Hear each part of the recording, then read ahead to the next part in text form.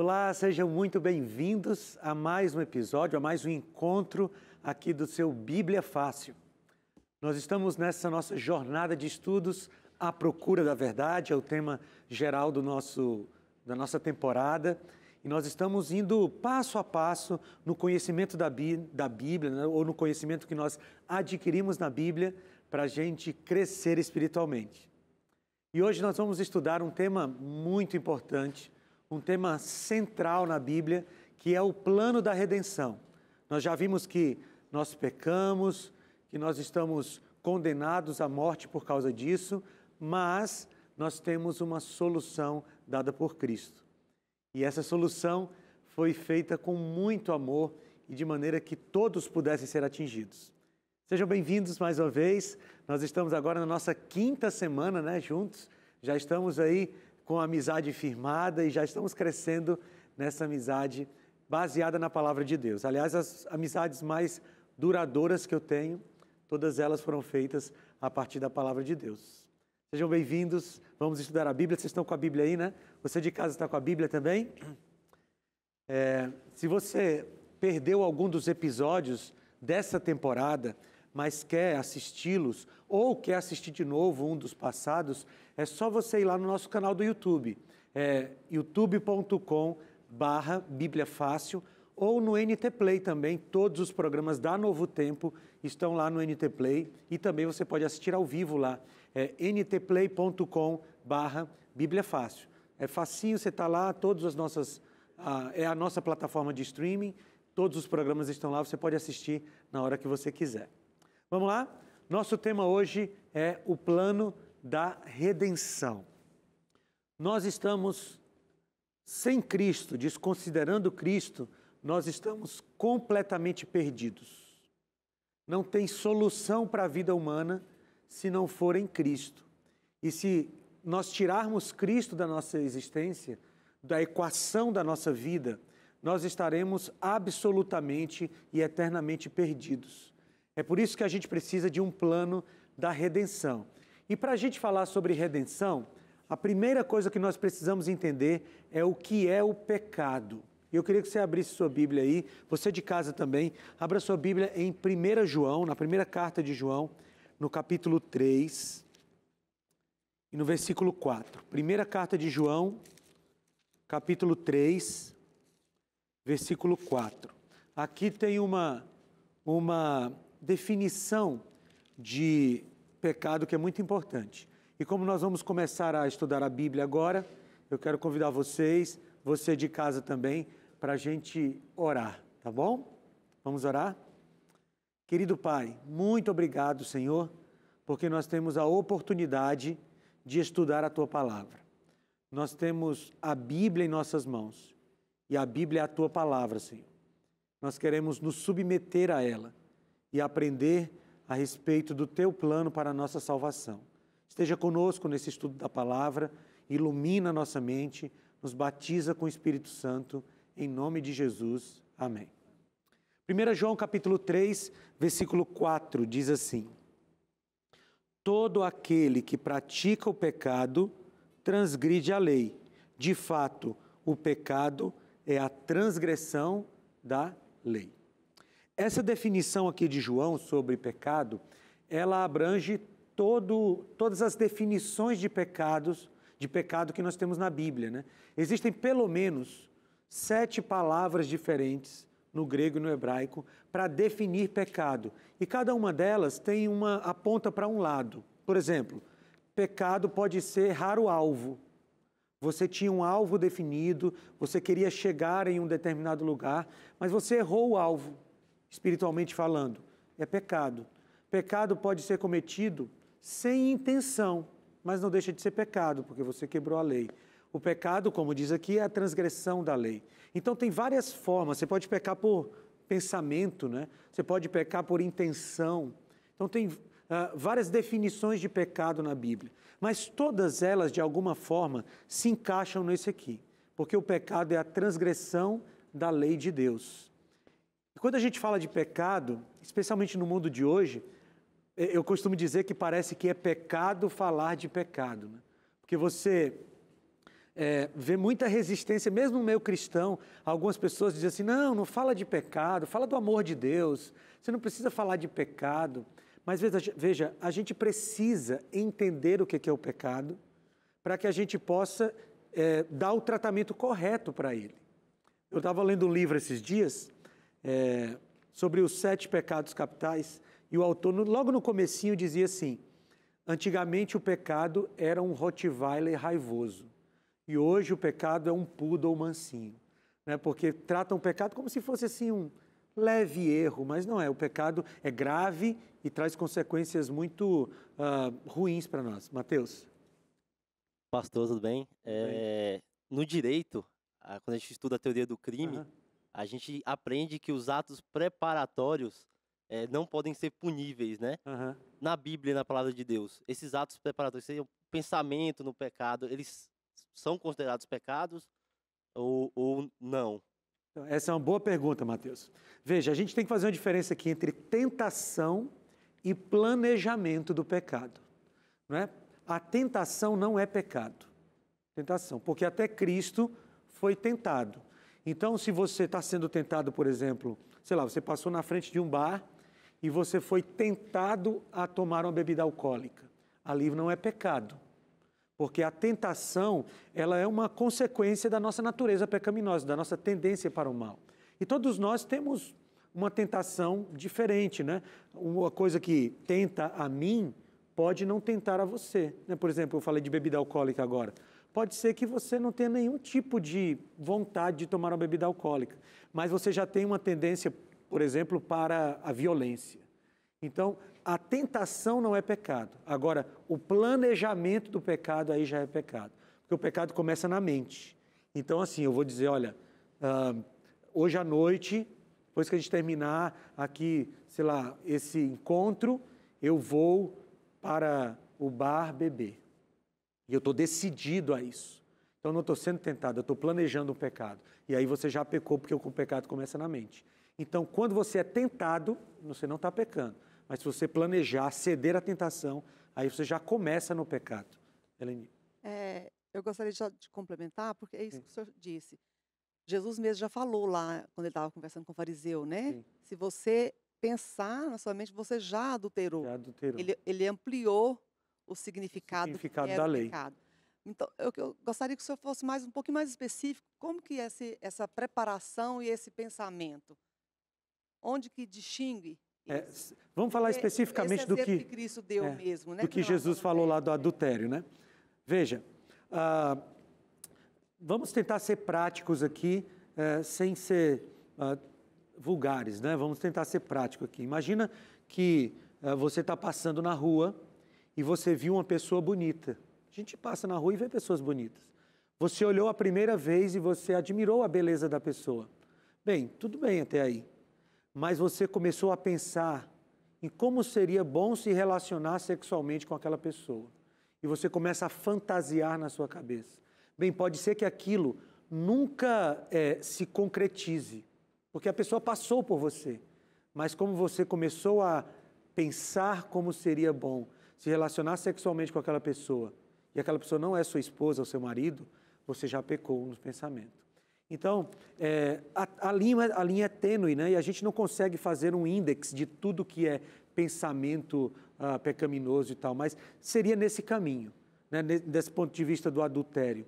Você admirar a beleza de uma pessoa sem desejá-la é uma coisa, mas você admirar a beleza de uma pessoa e planejar e pensar a respeito de intimidade sexual com aquela pessoa que não é seu marido, não é sua esposa, você já pecou com ela. Porque o que é que Jesus estava falando? Para os judeus com quem Jesus estava conversando, se não tivesse a concretização do ato sexual, para eles não tinha pecado. E Jesus amplia o sentido do adultério para esse pensamento pecaminoso. E é por isso que a gente precisa ter cuidado com os nossos pensamentos, né? Por isso que lá em Provérbios diz, se você tem que guardar alguma coisa, guarda o teu coração. Porque na Bíblia, coração é símbolo da mente. A gente precisa ter cuidado com os que a gente chama de avenidas da alma. Os nossos olhos, nosso tato, nossa audição, porque a gente, através disso, a gente começa a pensar no pecado e aí a gente já pecou. Então, o pecado é uma coisa muito grave, muito grave, a gente precisa ter cuidado com isso. Aqui tem o texto que nós lemos. E qual é o resultado final, ou fruto do pecado? Eu coloquei os textos aqui na tela, para a gente adiantar. O primeiro texto que a gente vai ler é Tiago, capítulo 1, versículo 15. Diz assim: então a cobiça, tendo engravidado, dá à luz o pecado. E o pecado, após ter se consumado, gera a morte. Veja que há uma sequência aqui, né?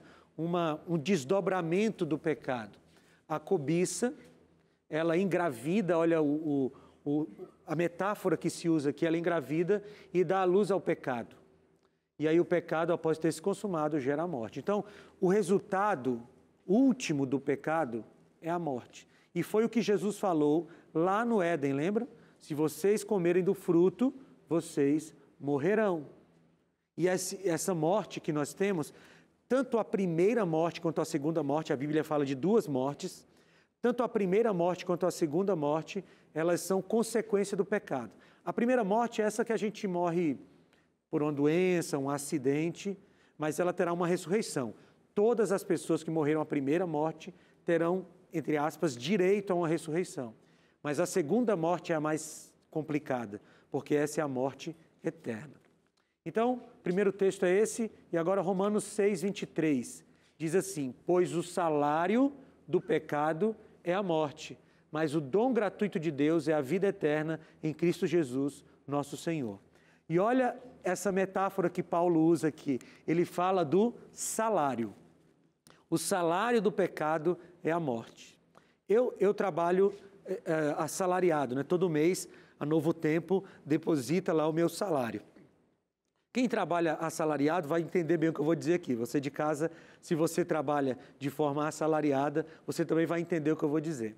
Porque a metáfora do salário é muito importante para a gente entender quais são os nossos direitos diante de Deus. Se você é assalariado, você recebe seu pagamento no fim do mês. Eu nunca soube de um assalariado que no fim do mês, depois de receber o salário, mandou um e-mail, uma mensagem no WhatsApp do chefe, dizendo assim: querido chefe, muito obrigado pela bondade, a gentileza, né, de depositar o meu salário. Você já fez isso, não? Quem é assalariado não faz. Por que você não faz isso? Porque salário é uma coisa que a gente tem direito. Você trabalhou o mês todo, aguentou o seu chefe, aguentou seus colegas de trabalho, suou a camisa. Você tem direito ao seu salário no final do mês. O que Paulo está dizendo aqui é que a morte é o salário do pecado. E, portanto, a única coisa que você merece de Deus é a morte. Por isso que faz tempo que eu parei de orar assim: Senhor, me dá o que eu mereço. Porque pode ser um ataque cardíaco fulminante na hora da oração. Porque a única coisa que a gente merece de Deus é a morte. A única coisa que você merece de Deus é a morte. Todas as outras coisas, todas as bênçãos que Deus te dá, são frutos da misericórdia e da graça de Deus. Misericórdia que não nos dá o que nós merecemos, e graça que nos dá o que nós não merecemos. Tudo que você tem de bom, saúde, dinheiro, família, tudo isso é fruto da graça e da misericórdia de Deus. Porque se Deus fosse nos dar o que nós merecemos, Ele nos daria a morte, porque Ele é o fruto direto do pecado. Deixa eu dar uma pausa aqui na nossa explicação, porque pode ser que você de casa esteja confuso, ou o pastor Felipe está indo rápido demais, eu não estou conseguindo acompanhar. Então eu tenho uma solução para você. Eu tenho esse material didático aqui, o nosso guia de estudos, A Procura da Verdade, e nele tem todo esse conteúdo que eu estou passando aqui, tem os textos bíblicos, explicações, para você ter em casa. E ele pode ir para a sua casa sem você pagar nada. Os Anjos da Esperança já pagaram esse material, inclusive o envio para a sua casa. E você que é anjo, muito obrigado, tá? Mas esse material vai para a sua casa e é só você pedir. Você pode entrar agora no site novotempo.com/Bíblia Fácil, novotempo.com/Bíblia Fácil. Lá você vai fazer o seu cadastro, colocar nome, CPF, o endereço, logicamente, para a gente enviar para a sua casa. E você também pode mandar uma mensagem para esse WhatsApp que está aparecendo aqui, E aí, quando você mandar a mensagem, você vai receber um link de volta.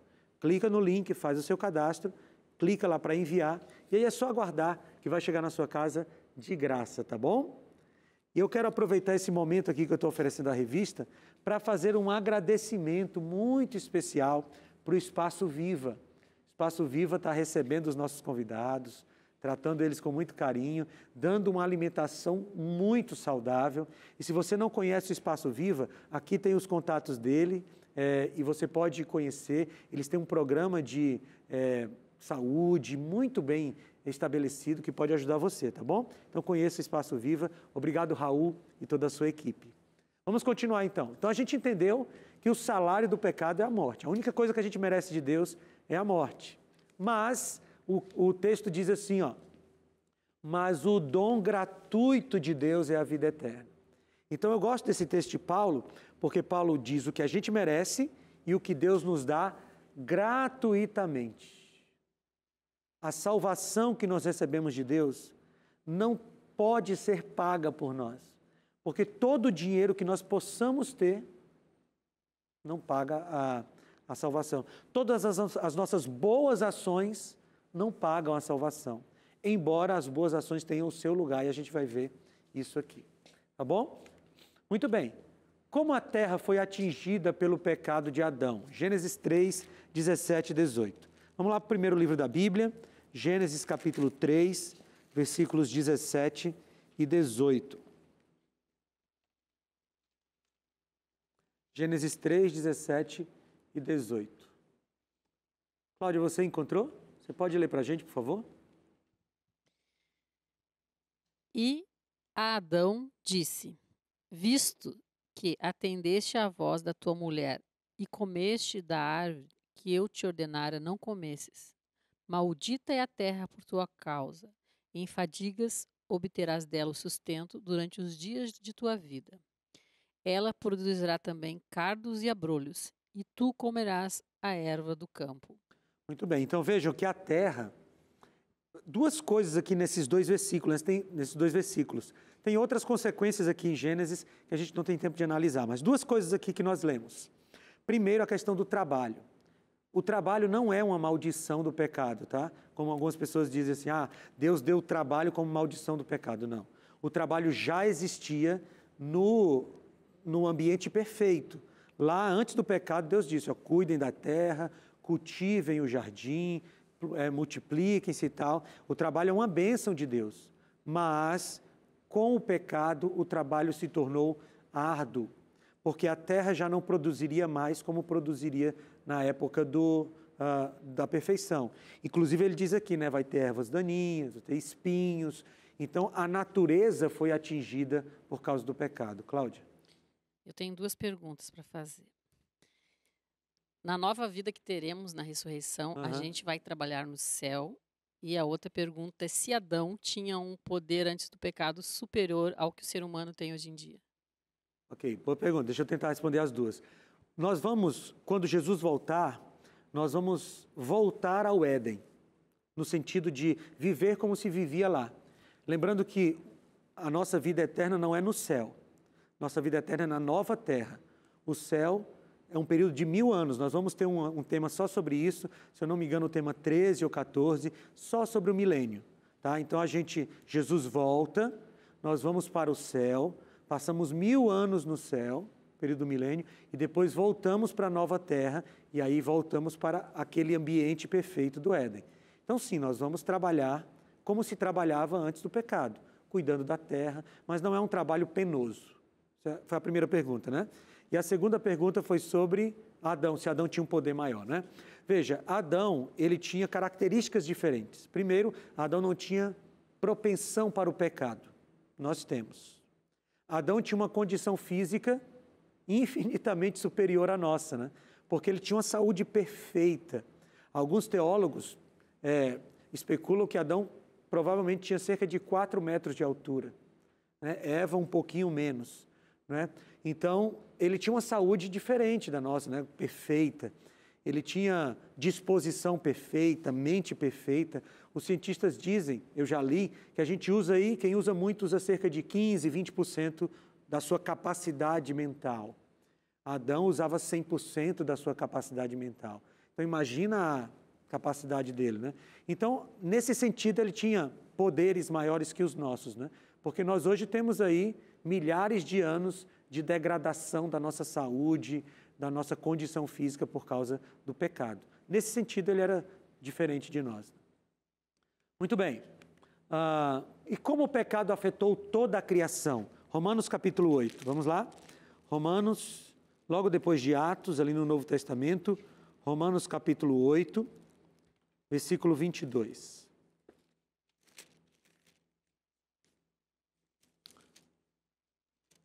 Romanos 8, 22. Helenilda, você encontrou? 8, 22? Capítulo 8, versículo 22. Você pode ler, por favor? Sabemos que toda a natureza criada geme até agora, como em dores de parto. Isso, olha aqui. Consequências do pecado na natureza. Paulo, aqui em Romanos, usa essa metáfora do parto. É como se a natureza estivesse cada vez mais sofrendo. Não sei se você já assistiu um parto, mas eu assisti ao parto dos meus 2 filhos. Né? Os 2 foram parto natural. E assim, o parto ele começa com aquelas dores esparsas, menores, e as dores vão aumentando, aumentando, e ficando mais sequentes até que o neném nasce. Paulo está dizendo assim, a natureza está desse jeito, ela está sofrendo cada vez mais por causa do pecado. Então, quando a gente vê, por exemplo, a chuva em Petrópolis, né? Algum tempo atrás aí teve aquela chuva toda, aquela tragédia, é a natureza sofrendo as dores do pecado. A gente vê o tufão, maremoto, terremoto, tudo isso é a natureza sofrendo as dores do pecado. Muito bem. E o homem, ele pode libertar-se do pecado? Vamos para Jeremias. Jeremias capítulo 23. Essa é uma pergunta fundamental. Eu posso dar um jeito na minha condição? Jeremias 13, 23, isso. Jeremias 13, 23. Eu posso dar um jeito na minha condição de pecado? Se eu fizer alguma coisa, se eu for bonzinho, se eu fizer tudo direitinho, aí eu consigo consertar a minha condição de pecado? Mateus, você encontrou? Jeremias 13, 23. Pode, acaso, o etíope mudar a sua pele ou o leopardo as suas manchas? Então, podereis fazer o bem estando acostumados a fazer o mal? Veja, uma pergunta retórica de Jeremias aqui, né? Pode alguém mudar a cor da sua pele? Naturalmente não, né? Pode o leopardo tirar aqui as suas pintas da sua pele? Também não. Então, da mesma forma, nós não conseguimos fazer o bem tendo essa propensão para o mal. Nós precisamos de uma intervenção divina. Amigos, se Deus não tivesse feito uma intervenção na história da humanidade, nós estaríamos para sempre condenados à morte. Para sempre. Mateus. Um questionamento. O inverso funciona também, porque nas semanas anteriores, a gente estudou que os anjos eram 100% bons, né? Uhum. E mesmo assim, teve essa questão dessa maldade crescendo no coração. Isso aconteceu sem intervenção, porque aqui a gente vê que, para quem pratica o mal, né, precisa dessa intervenção. Sim. Esse caminho do bem para o mal é um caminho que passa pela estrada da liberdade. Então, Deus não fez uma intervenção para que os anjos e os seres humanos fossem em direção ao mal. Eles foram no caminho da liberdade. Mas o caminho do mal para o bem, esse precisa de intervenção. É como se a gente estivesse nadando a favor ou contra uma correnteza muito forte. Então, a favor da correnteza, a gente vai sem esforço, né? E essa é a nossa condição hoje. De uma condição de santidade para uma condição de perdição, nós vamos seguindo a correnteza, porque é a nossa tendência. Mas, para a gente ir contra a correnteza, do mal para o bem, a gente precisa de uma corda arrastando a gente. E essa corda é Jesus Cristo. Sem Ele, a gente não consegue ir em direção ao bem. Muito bem. Então, nesse caso, o homem precisa de um redentor. O que é redenção? É você pegar alguém de uma situação de perigo, uma situação de prejuízo e colocar essa pessoa numa situação de normalidade. é você redimir alguém. E a redenção do pecado é você tirar o ser humano de uma condição do atoleiro do pecado para colocar na condição de salvação. Essa redenção só pode vir a partir de Cristo.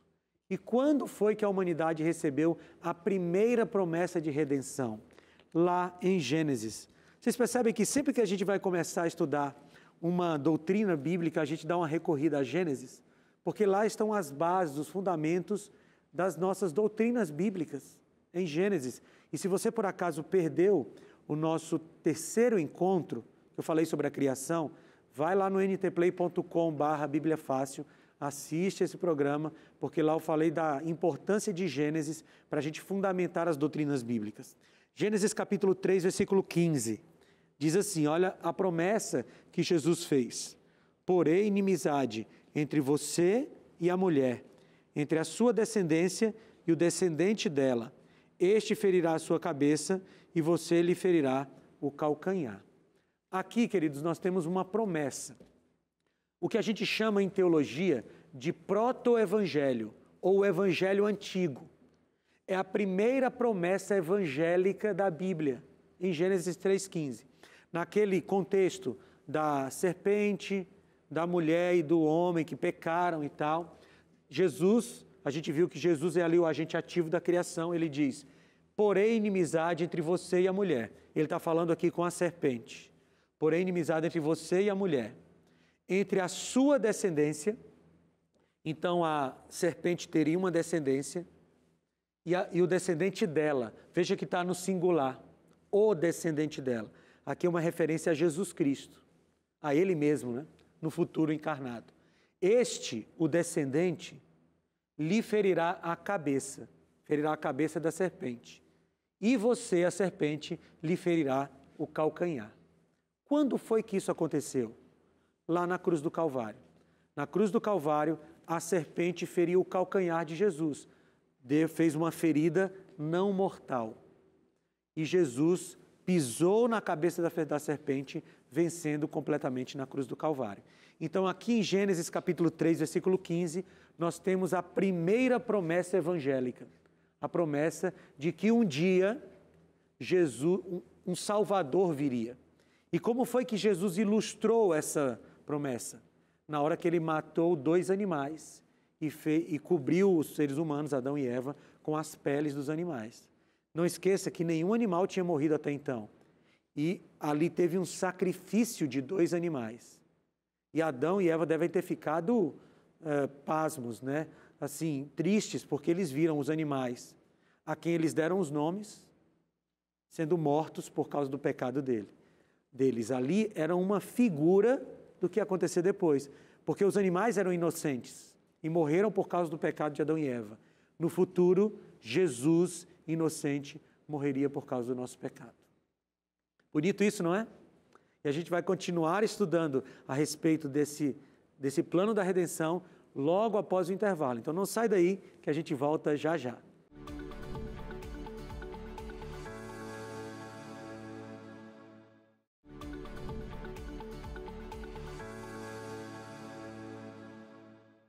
Estamos de volta com o seu Bíblia Fácil e vamos continuar o nosso estudo a respeito da redenção. Mas antes disso, eu quero mais uma vez te oferecer o meu presente. Você pode ter em sua casa esse guia de estudos da Bíblia sem pagar nada. Os Anjos da Esperança, que são os nossos patrocinadores aqui na Novo Tempo, já pagaram a produção e o envio dessa revista para a sua casa. É só você pedir. Você pode pedir entrando agora no site novotempo.com/Bíblia Fácil. novotempo.com/Bíblia Fácil. Ou, se for mais fácil para você, você pode mandar uma mensagem para esse WhatsApp que está aparecendo aqui na tela. E aí, quando você mandar a mensagem, quero receber a revista, você vai receber uma mensagem de volta com link. Clica nesse link, vai abrir o formulário, coloca todos os seus dados com tranquilidade. Nós cuidamos muito bem dos seus dados aqui. E aí você envia o formulário para nós. E é só aguardar que a revista vai chegar na sua casa de graça, de presente. E se você, por acaso, quer participar do Bíblia Fácil, você quer estar aqui no cenário conosco, como os meus amigos, você pode. Você vai lá se inscrever no site novotempo.com/participe Bíblia Fácil. novotempo.com/participe Bíblia Fácil. Lá você vai preencher um cadastro, seguir as instruções e aí fique em oração, porque se for da vontade de Deus, você vai vir aqui ficar conosco. Como os meus amigos, né, que estão aqui para a gente estudar a Bíblia. Mateus, você queria fazer uma pergunta, né? Sim, primeiro, deixar claro que a experiência de estar aqui é incrível. A gente vê na TV, no YouTube, mas estar aqui, poder fazer perguntas e ver que o que a gente discute aqui é a palavra de Deus é incrível. Amém. E voltando ao texto, ao estudarmos a criação, a gente vimos a importância da literalidade da interpretação, e eu queria que o senhor me esclarecesse um tema. Quando fala e o descendente dela, referência a Jesus, e fala que seria inimigo da mulher. Ao falar do descendente dela, não seria um prelúdio para o nascimento de Jesus, a partir da Virgem Maria? Que Deus é todo-poderoso, então ele poderia simplesmente vir a existir. Sim. Mas Deus preferiu vir certamente, né? Viver 100% a humanidade. Essa sua pergunta é interessante, porque o descendente nasceria da mulher. É tanto, Mateus, que quando você olha na Bíblia, capítulo seguinte, acho que capítulo 4, quando Caim nasce, a Eva diz assim, Deus me deu um varão. Porque na cabeça de Eva, ela pensava que aquele era o descendente. Mas o descendente viria depois dela, né? E é por isso que para o povo judeu, todo o nascimento de menino era muito esperado. Porque todas as mulheres judias diziam assim, será que, hebreias, né? Será que esse aqui é o descendente? Será que esse aqui é o Salvador? Então, sim, certamente Jesus já estava pensando na Virgem Maria, de quem nasceria Jesus, né? E eu fico sempre pensando em Maria, o privilégio que essa mulher teve, né, cara? Um privilégio tremendo, assim, de receber, de ser escolhida. Porque imagina quantas mulheres tinham na Terra. E aí ela disse assim, ó, é você. Então é uma mulher que a gente tem que respeitar demais, né? E certamente isso aqui, Jesus estava falando do nascimento dele, lá no futuro, né? Da própria Maria, a Virgem Maria. Pastor, ainda nesse tema, quando ele fala, este lhe ferirá a cabeça, tem alguma referência, ligação com 2 Samuel 7,13? Ou 2 Samuel 7,13 estava fazendo referência ao filho de Davi? Vamos ler 2 Samuel 7,13. Você está aberto aí? Pode ler para a gente. Vou ler a partir do 12. Tá bom, beleza. Quando a sua vida chegar ao fim e você descansar com seus antepassados, escolherei um dos seus filhos para sucedê-lo, um fruto do seu próprio corpo, e eu estabelecerei o reino dele. Será ele quem construirá um templo em honra ao meu nome, e eu firmarei o trono dele para sempre. Eu serei o seu pai e ele será o meu filho. Isso é referência a Cristo? É um chamamento a Cristo ou não? Os textos que falam sobre filhos de Davi, eles sempre podem ser interpretados de maneira profética. Mas esse texto aí, de maneira primária, está falando de Salomão, né? Lembra que Salomão que construiu o templo, que foi para adoração. Então, ele está falando de Salomão de maneira específica. Mas Jesus é chamado de filho de Davi, né? Então, profeticamente, Jesus sim é o filho de Davi. Mas esse texto aí, de maneira primária, está falando de Salomão, que construiria lá o templo no qual Jesus, ou Deus, seria adorado. Tá bom? Vamos lá. Como os rituais do Antigo Testamento prefiguravam o plano da redenção? Vamos lá para Hebreus. Hebreus capítulo 9. Hebreus capítulo 9, 19 a 22. Hebreus 9, 19 a 22. Hebreus é um livro que se remete muito aos sacrifícios do templo no Antigo Testamento, ali do tabernáculo do deserto, e aqui tem uma referência direta a essa questão da salvação prefigurada nos rituais do Antigo Testamento. Então vamos ler Hebreus 9, 19 até o 22. Eu vou ler aqui para vocês, tá bom? Hebreus 9, 19 a 22. Diz assim: Quando Moisés terminou de proclamar todos os mandamentos da lei a todo o povo, levou sangue de novilhos e de bodes, e também água, lã vermelha e ramos de isopo. E aspergiu o próprio livro e todo o povo, dizendo: Este é o sangue da aliança que Deus ordenou que vocês obedeçam. Da mesma forma, aspergiu com sangue o tabernáculo e todos os utensílios das suas cerimônias. De fato, segundo a lei, quase todas as coisas são purificadas com sangue, e sem derramamento de sangue não há perdão de pecados. Então, Paulo está pensando aqui, todo aquele ritual do santuário, quando o animal era morto, o sangue era jogado no tabernáculo, é toda uma simbologia para falar da morte de Jesus, porque é o sangue de Cristo que perdoa os nossos pecados. Por isso que eu tenho falado desde o começo, sem a intervenção de Cristo, nós não teríamos processo, não teríamos chance de salvação. É o sangue de Cristo derramado na cruz que nos dá a possibilidade de sermos salvos. E por isso a gente precisa de justificação. Esse é um termo que os advogados devem entender mais, né? Porque o que é ser justificado? No contexto bíblico, é você ser declarado justo. E eu sei que no direito, num julgamento, a pessoa só é declarada justa, inocente, se ela for inocente, né? Num ambiente ideal, um culpado é culpado e um inocente é inocentado. Mas no caso da Bíblia, não acontece assim. No caso da Bíblia, toda pessoa que é justificada apesar da sua culpa. Porque, queridos, se nós fôssemos depender da nossa fidelidade, da nossa perfeição para sermos justificados, nenhum de nós seria. Nem você de casa. Porque nós não temos em nós nada de bom que nos faça sermos salvos por nós mesmos. Nós precisamos dessa declaração de justiça que Jesus faz a nosso respeito a partir dos méritos dele. Vamos descobrir o que é justificação? Segundo aos Coríntios, no capítulo 5, versículo 21. Segundo aos Coríntios, capítulo 5, versículo 21. Carta de Paulo aos Coríntios, capítulo 5, versículo 21. Olha o que é a definição de justificação aqui na Bíblia. Segundo aos Coríntios, capítulo 5, versículo 21. Você encontrou, Mateus? Você pode ler, por favor? Aquele que não conheceu o pecado, ele o fez pecado por nós, para que nele fôssemos feitos justiça de Deus. Para mim, esse é um dos textos mais lindos da Bíblia.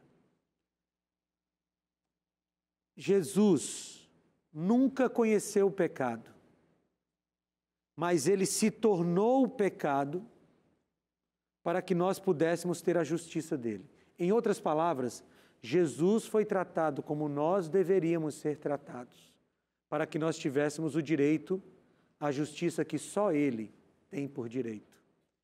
Quando eu penso nisso, o meu coração se enche de alegria e de emoção, porque eu fico pensando em quem eu sou, no que eu mereço e no que Deus faz por mim. Sabe, quem compreende a salvação, escutem bem o que eu vou falar, você de casa também. Quem compreende a salvação não tem dificuldade de ser fiel a Deus. Sabe por quê?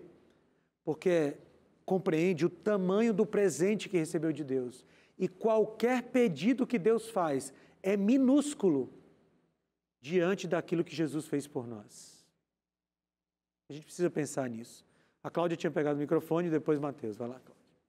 Quando Jesus concluiu a obra na cruz, ele disse, está consumado, né? Uhum. E hoje, nos meios evangélicos, existe a disputa entre as igrejas da lei e as igrejas da graça. Uhum. Né? E quando ele diz que foi consumado, ele cumpriu toda a lei. Por isso essa divisão, né? Uns são da lei e outros são da graça. E tem essa divergência e essa disputa no meio evangélico. E eu queria que o senhor explicasse isso. Por que isso existe? Sim. Na Bíblia não existe divisão entre graça e lei. É uma coisa só. Tá? Quando Jesus falou na cruz, está consumado, ele usou um verbo no grego. O verbo é tetelestai, que poderia ser melhor traduzido como está pago. Então, lá na cruz, o que Jesus falou é o seguinte, eu paguei o preço. Lembra lá no Éden? Deus disse assim, se vocês comerem do fruto, vocês morrerão. A morte eterna. Então, quando os seres humanos comeram do fruto, e depois, quando os seres humanos passaram a praticar o pecado, eles adquiriram uma dívida com o Pai. E essa dívida era impagável pelo ser humano. Mas Jesus vai até a cruz e o que ele faz lá? Ele paga. Então, quando ele diz está consumado, ele diz está pago. O preço, Pai, da salvação deles está pago. Essa divisão entre graça e lei, ela é uma divisão artificial. E se tem uma igreja, não, nós somos a igreja da lei, nós somos a igreja da graça. As duas estão erradas. Porque a verdadeira igreja de Deus, ela compreende a graça de Deus e compreende que a lei, ela está dentro da graça. Não existe alguém que compreendeu a graça de Deus e não cumpre a lei. E não existe um cumprimento da lei correto se não for a partir da graça de Deus. Então, na Bíblia, nós não vamos ter essa divisão. E vamos ter aqui um estudo só sobre a lei de Deus, a gente vai se aprofundar nisso, tá bom, Cláudio? Mateus? Mais uma vez, é incrível como nossos temas se conectam, né? Aham. Os estudos anteriores. Eu tenho duas dúvidas. Em Hebreus, a gente estava em Hebreus 9, minha dúvida está em Hebreus 10, eu acredito que seja a dúvida de muita gente que está em casa. A partir do versículo 5, é falado sobre remover o primeiro e estabelecer o segundo. A minha dúvida é, o que seria esse primeiro que foi removido e o que seria esse segundo? E se usa a terminologia segundo, porque não é o último? Aham. Essas são minhas dúvidas quanto... Eu não estou conseguindo encontrar aqui essa sua passagem, mas a gente pode ler aqui Hebreus 10, 5. Vamos lá, a sua referência. Por isso, quando Cristo veio ao mundo, disse, sacrifício e oferta não quiseste, mas um corpo me preparaste. De holocaustos e ofertas pelo pecado não te agradastes. Então, eu disse, aqui estou, no livro está escrito a meu respeito, vim para fazer a tua vontade, ó Deus. E aí, a partir do versículo 8, Paulo vai falar a respeito de Jesus como sendo o sacerdote superior. Não esqueçamos que Paulo está tratando aqui de Hebreus numa comparação entre Cristo e as outras coisas. Lá no começo de Hebreus, Cristo é superior aos anjos, Cristo é superior a Moisés, Cristo é superior a Arão, Cristo é superior aos sacrifícios levíticos. Então aqui, em Hebreus 10 de maneira específica, Paulo está falando sobre a superioridade de Cristo frente aos sacerdotes da terra. Então Jesus é como se fosse esse segundo sacerdote, mas o sacerdote perfeito. Se você olhar todo o contexto do capítulo 10, ele está dizendo que Jesus veio ser o sacerdote dos nossos sacrifícios celestes. Eu vou até dar um spoiler aqui. Se eu não me engano, é o próximo estudo, ou daqui a 2 estudos, vamos estudar só sobre o santuário. E a gente vai estudar sobre esse Jesus que é superior. Mas Paulo está se referindo aqui sobre Jesus sendo o segundo sacerdote, ou sacerdote superior, porque o sacrifício dele, que ele ofereceu e que ele intercede por nós, é superior àquele que acontecia no santuário terrestre. Esse é o sentido de Hebreus 10. Helenildo, você pegou o microfone, você quer falar? Posso seguir? Vamos lá. Então vamos lá. Somente quem pode justificar o pecador? Romanos 3. Vamos lá, Romanos 3. Nossa discussão está muito legal. Acho que a gente está conseguindo aprofundar esse tema de maneira muito clara. Então vamos aqui, Romanos 3, 25 e 26.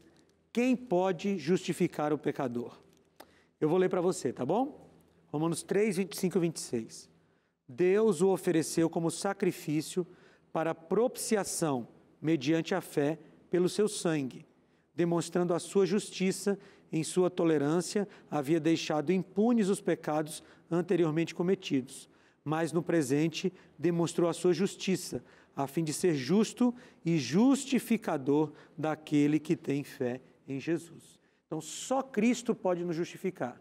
Nenhum outro homem, nenhuma outra mulher, nenhum outro ser humano. Não pode ser um pastor, não pode ser uma pastora, não pode ser nosso pai, nossa mãe, ou qualquer outro ser humano que já tenha pisado sobre essa terra. Só Cristo pode nos dar salvação, só Ele. Por que nós precisamos de justificação? Vamos ler esses textos? João 3, 36. Vamos tentar dividir esses textos? Vamos lá? Cláudia, você pode ficar com João, capítulo 3, versículo 36, por favor? O Evangelho de João. Mateus, você encontra 2 aos Tessalonicenses? É lá no finalzinho da Bíblia, capítulo 1, versículos 8 a 10. E aí, você pode encontrar Romanos? Romanos, capítulo 5, versículo 18. 5, 18. E Weston, você pode encontrar Romanos também, 8, 1. Vamos ler esses 4 textos, eles são muito importantes para a gente. Eu vou começar aqui com João capítulo 3, versículo 36. Cláudio, você conseguiu chegar lá já? Pega teu microfone e lê para a gente, por favor. João 3, 36. Por isso, quem crê no Filho tem a vida eterna. E o que, todavia, se mantém rebelde contra o Filho, não verá a vida eterna, mas sobre ele permanece a ira de Deus. Olha lá, você tem o Filho, você tem a vida eterna. Se rebelou contra o Filho, você perdeu a vida eterna. Mateus, o teu, por favor, 2 Tessalonicenses 1, 8 a 10.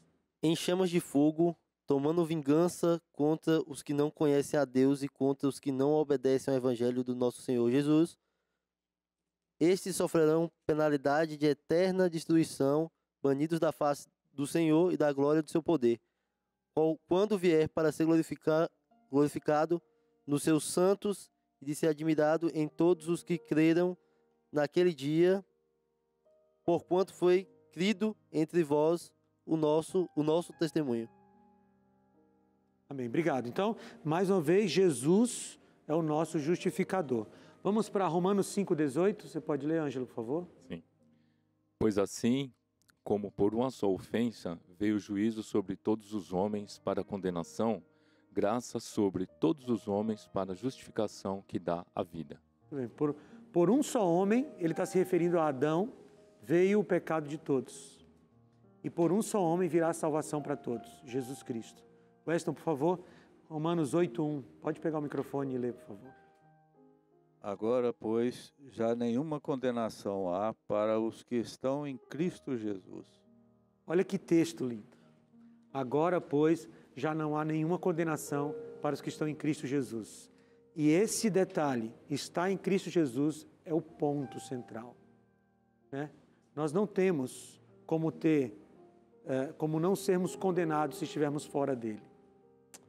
E aí a gente precisa pensar nisso, porque o ponto central da vida cristã está com Cristo. O ponto central da vida cristã é estar com Ele, ao lado dEle, andando com Ele, porque nele não há condenação, fora dEle nós já estamos condenados. Não tem como a gente pagar pelo preço. Eu não vou ler esse texto com vocês agora, mas em Romanos 3, 24 e 28, diz que nós não temos como pagar. O preço foi pago na cruz. Tem uma história que eu gosto muito, um professor meu contava. A história é mais ou menos assim, um menino com seu pai visitando um monumento lá nos Estados Unidos. E o menino, na sua inocência, disse: papai, eu quero comprar esse monumento. Era um monumento público. E aí o pai disse: vá conversar com o guarda. Tinha um guarda no monumento. E aí o menino chegou e disse: seu guarda, eu quero comprar esse monumento. E o guarda deu um sorriso e disse: quanto é que você tem no bolso? O menino colocou a mão no bolso: tenho 50 centavos. Aí o guarda deu um sorriso e disse assim: filho, todo o dinheiro que você tem não compra esse monumento. Mas você é americano. E por você ser americano, ele já é seu. É assim com a salvação. Todo o dinheiro que nós temos não compra. Mas por sermos filhos de Deus, ela já é nossa. O segredo, meu querido, minha querida, é você ser filho de Deus. Você se filiar a Deus. E a Bíblia diz que nem todos são filhos de Deus. Sim, a Bíblia diz isso. A Bíblia diz que os filhos de Deus são aqueles que estão com Ele e obedecem a Ele. Você precisa decidir que você vai estar com Cristo. Porque se você estiver com Cristo, nenhum pecado tirará você do céu. Porque você será perdoado de todos eles. Você não precisa viver uma vida de perdido. Você está me ouvindo? Você não precisa viver uma vida de perdida. Porque Cristo providenciou o meio para você ser salvo. E o meio para você ser salvo é a graça dele, que alcança você agora. Agora. Você quer essa graça? Então, enquanto você ouve essa música, aceite a Cristo como seu Salvador e Senhor, porque Ele quer te salvar nesse momento.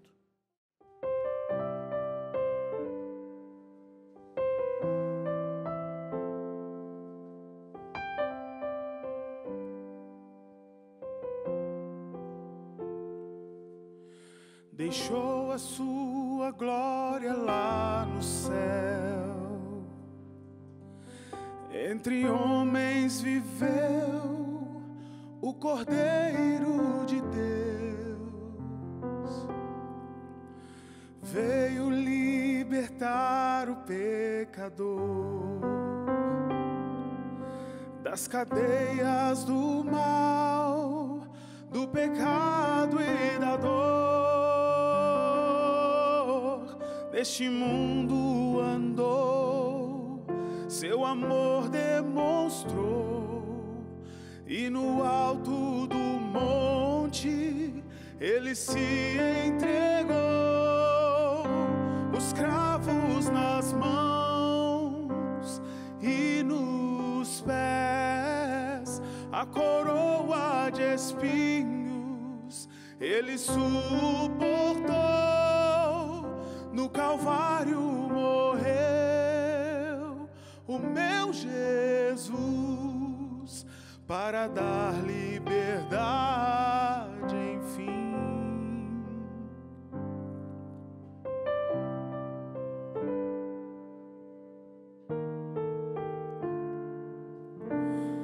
Esse amor não posso compreender.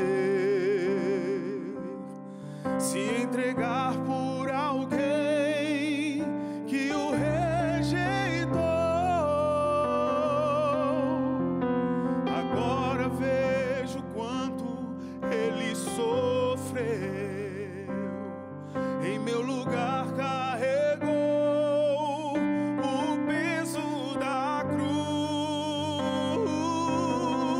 Neste mundo andou, seu amor demonstrou, e no alto do monte ele se entregou.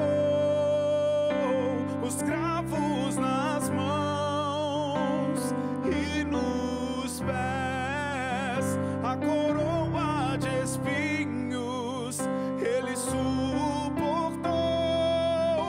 No Calvário morreu o meu Jesus para dar liberdade, enfim.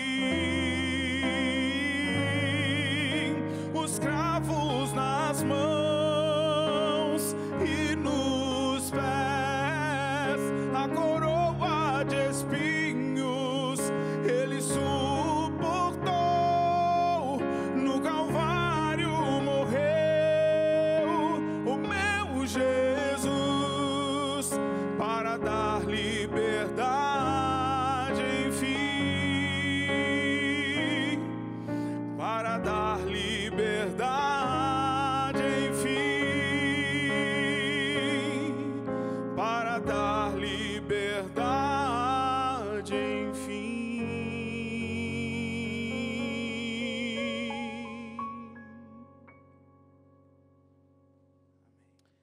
Apocalipse 22, 17 diz assim: o Espírito e a noiva dizem, vem. E todo aquele que ouvir, diga, vem. Quem tiver sede, venha. E quem quiser, beba de graça da água da vida. De graça. A salvação é de graça. Não é barata. E a gente precisa entender isso. A salvação é de graça, mas custou muito caro para Deus. A gente precisa entender isso. Às vezes a gente trata a salvação de graça como se fosse uma coisa sem valor. Mas a salvação custou a vida de Deus, o sangue de Jesus Cristo. E a gente não pode tratar essa salvação de maneira banal. É de graça para você, Weston, mas para Cristo custou muito. E por isso a gente tem que valorizar cada minuto da nossa vida ao lado dele. Porque sem ele, nós estaríamos completamente perdidos. Para você também, sabia? A salvação é de graça para você, mas custou um alto preço, o sangue do nosso Senhor Jesus. Que tipo de valor você tem dado para isso? Quando Jesus te pede alguma coisa, você nega diante de tudo que Ele fez e faz por você? reconheçamos a grandeza da salvação que nós recebemos e vivamos uma vida de gratidão a Deus como resposta a essa salvação. Vamos orar? Querido Pai, muito obrigado, Senhor, pela salvação que o Senhor nos oferece. Graças ao sangue de Cristo, nós aceitamos essa salvação. Aceitamos a Jesus como nosso Salvador e Senhor e queremos entregar a nossa vida completamente em resposta a essa salvação. Fazemos isso, Senhor, baseados unicamente nos méritos do nosso Senhor Jesus. Em nome dele te pedimos. Amém. Amém.